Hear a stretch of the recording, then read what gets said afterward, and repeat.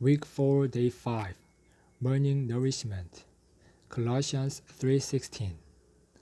Let the word of Christ dwell in you richly, in all wisdom, teaching and admonishing one another with psalms and hymns and spiritual songs, singing with grace in your hearts to God.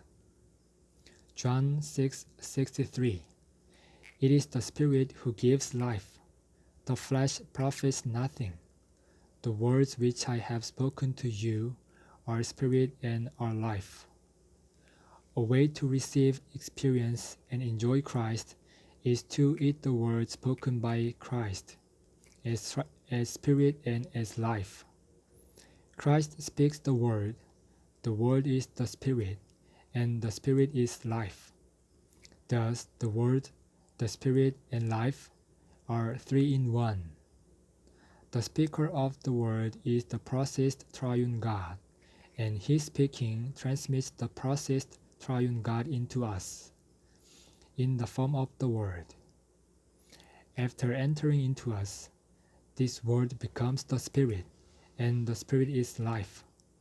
Then, when we utter this spirit out to others, the spirit becomes the word to them. When others receive the word into them, it becomes the spirit again. Then when they speak the spirit out to others, he again becomes the word. Hence, when we receive the word into us, the word becomes the spirit, and the spirit becomes our very life.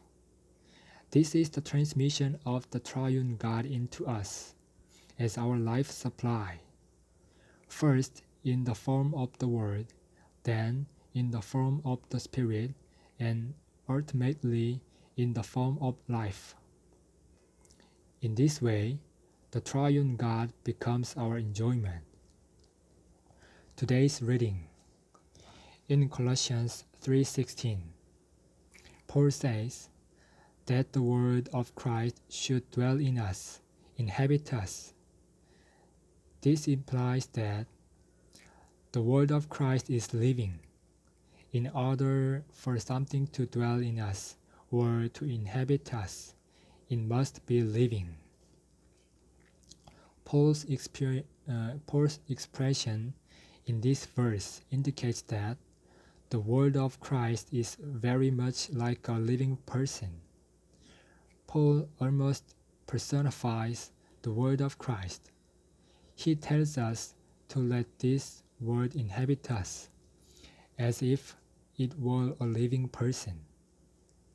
The word of Christ is actually the living person of Christ. Moreover, according to the New Testament, the living person of Christ is the Spirit. Jesus is the name of this person, and the reality of this person is the Spirit. For this reason, whenever we call on the name of the Lord Jesus, it is the Spirit who comes. We have also pointed out that the Word and the Spirit are one. Hence, when the Word of Christ dwells in us, the Spirit inhabits us. We have Christ as our life, then we have His living Word personified as His person dwelling in us. The word of Christ is the word spoken by Christ. In His New Testament economy, God speaks in the Son, and the Son speaks not only directly in the Gospels, but also through His members, the apostles and prophets, in Acts, in the epistles, and in Revelation. All this may be considered as His word. In this passage, the infilling of spiritual life that overflows in praising and singing is related to the word, whereas in its parallel passage, Ephesians 5:18-20, The infilling of spiritual life is related to the Spirit. This indicates that the Word and the Spirit are identical. A normal Christian life should be one that is filled with the Word, so that the Spirit may bubble from within us in lauding melodies of praise. The Word of Christ includes the entire New Testament. We need to be filled with this Word.